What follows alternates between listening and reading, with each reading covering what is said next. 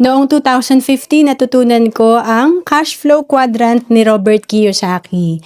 And dito pala, makikita natin na sa quadrant 1, ito yung pagiging empleyado natin. And quadrant 2, ito naman yung self-employed tayo.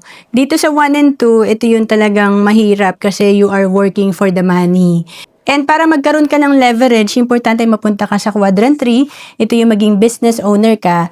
And quadrant 4, maging investor ka. Kasi dito, magkakaroon tayo ng passive income. Kaya kung empleyado ka man or may business ka, importante talaga na matuto ka mag-invest. Magbigay tayo ng sample sa kahalagahan na tayo ay nag-i-invest compare sa tayo ay nagsisave lang.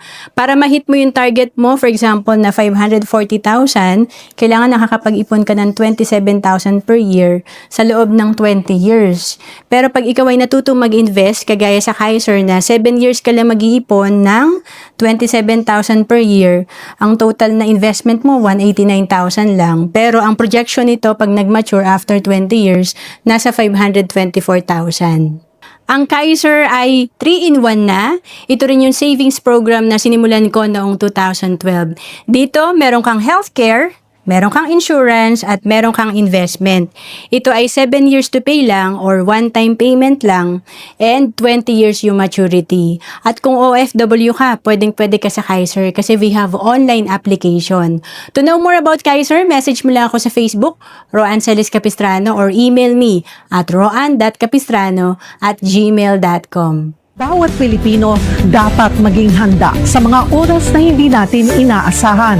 Gaya ng biglaang pagkakasakit, dapat may pondo tayo na magagamit. Sa oras ng pangangailangan, dapat may magmamalasakit. At sa pagtanda, walang pangamba, dapat may mag-aalaga.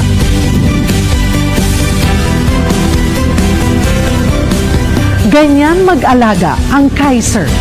Yan ang dapat. Ako po si Cheryl Posit.